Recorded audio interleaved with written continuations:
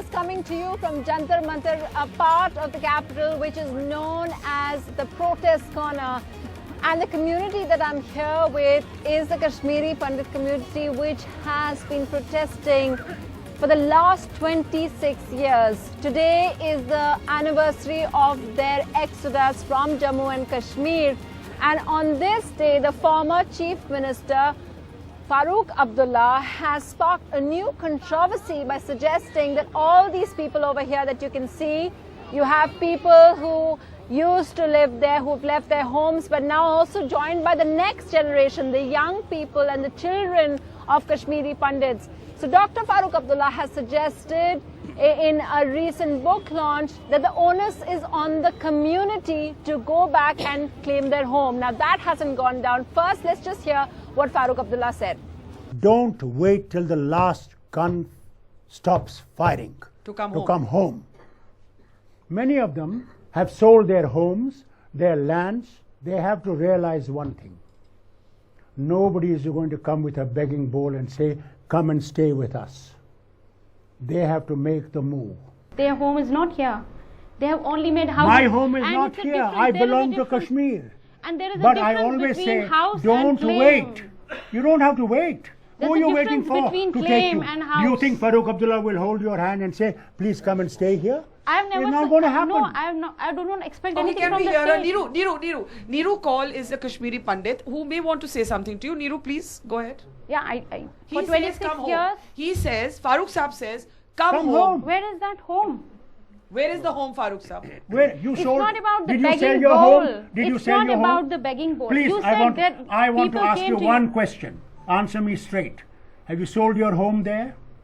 No, Where is your home there? it's in Habbagadal, Chinkral Mohalla. Is it still there? Yeah, it's still there, but then people have occupied the place. Who has Neighbors, occupied it? the neighbors.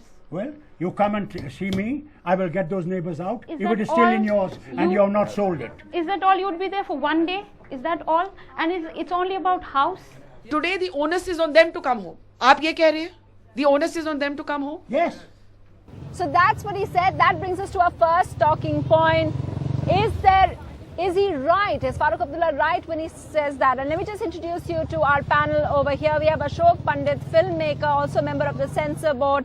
We also have writer Siddharth Giggu, who has written several books about this topic. From the Panun Kashmir, we have two guests, Dr. Shakti Bhan, and we also have Ajay Shinku, and also prominent members of the community like Rashni Kher, among others. And a lot of young people, as I said, the community left their home 26 years ago, but the protests have just got stronger also because of what the new NDA government had promised. They'd made it part of their agenda. So when you hear Farooq Abdullah saying this, what do you feel? I'm quite shocked and not surprised, because this is what Farooq Abdullah is all about. At a time, at a day when we are in a somber mood, when we are trying to remember that dark night of 19 January 1990, the entire community is in a very depressed mood, because that is the day when we started living. We still hear the sounds of those cassettes being played on the mosques. That night when our houses were burnt, women were raped, and the entire community suffered a genocide and an ethnic cleansing. Now on this day, this ex-chief minister, who himself is responsible, and I underline that Mr. Farooq Abdullah and his entire team is responsible for the exodus and ethnic cleansing and genocide of Kashmiri Pandits, dares to use this kind of a language and humiliate us more by saying that, well, we'll not come with a begging bowl. We don't need his invitation. That place belongs to us. We will go whenever we can go with a lot of and complete dignity and honor. And the kind of the things, the way it will happen.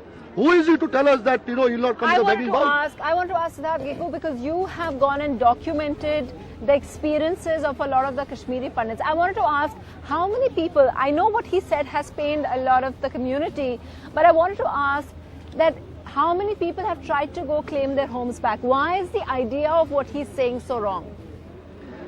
First of all, I mean, after the dark decade of the 90s, when militancy nearly ended, many of us have been going to Kashmir, but as pilgrims and tourists. we don't go there to settle now, because that can't happen at the moment, you know. I think around 2,500 youngsters have gotten jobs there as part of the Prime Minister's relief package. But you see, they live in a ghetto there, you know. It's just a job. They don't have a sense of belonging there. I met many of them during my The ones who recent... went back when the government invited them to come back. No, the government did not invite them to go back. The government gave jobs to them, because these are people who are still living in camps in Jammu. Right. And these are people from different remote parts of Kashmir, not necessarily the Srinagar city. Right. And these are people who are still jobless. They are educated. Yeah. And these are people who lost their land. They're mostly children of agriculturalists and farmers, you know. Yes. So they've been given jobs, around 2,500 people, and they live there in a ghetto. Some of them live in a rented accommodation, and they go to work and come back. But they don't go back to their homes, because there are no homes to go back to. I mean, 80% of the homes... You know, have it's been- interesting you mentioned the ghetto. That's where I want to bring in both of you, because one of the ideas that's being talked about a lot within the community is the idea of having a separate union territory, right? That's something your organization also supports. How is that different from what you're calling a ghetto? You know, why is that more, you know? You see, the homeland, the idea of homeland has been put forward by our organization for Kashmir. And it is a union territory, north and south of River Jhelum, where most of our people, these mandirs and all there. And there we want a flow of Constitution of India in letter and spirit. And we want those people to live there who believe in Constitution of India. And we don't want any Article 370 there. So that is entirely different than what they are asking us to go now to. Now at this time, you are going to Kashmir and staying in the area from where you have been hounded out at that time. And how can you do that? Are you safe there? Are your women safe there? Are your girls safe there? How can you go there and live with them? We will go in a place where we live at our cost and at our dignity and honor is not at stake. Not only now, not for the future. We can't be thrown out every time whenever they feel like. So this is entirely different than what we are asking. Okay, I see a lot of women over here. Would anyone like to talk about the experience of visiting back and whether they felt unsafe or not? Is there anyone over here who wants to share that experience? And tell me,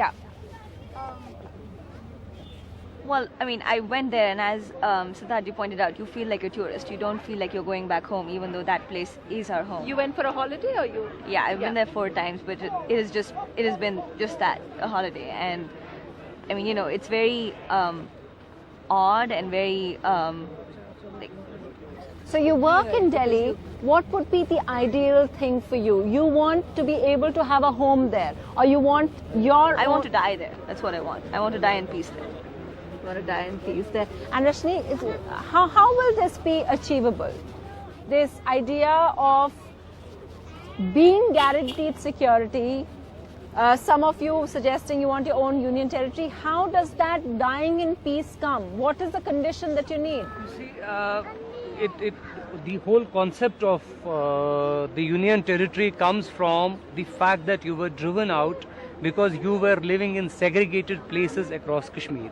Now, if it's impossible to go back, one, primarily for the reasons of security of your women, security of your men, but more important than this, the concept of sense of security, and that sense of security can only come in a place where you live in larger numbers, and that larger numbers also we want the Constitution of India to guarantee us that sense of security, which cannot happen under the Constitution of Jammu and Kashmir, because the Constitution of Jammu and Kashmir sadly is not secular. So that idea of a ghetto, how is, which some people have said that we can't have that kind of everyone living together because it would be a ghetto. You don't feel that? You see, let me answer this. I think he wants to add as well, Sunetra, this word ghetto is dishonest.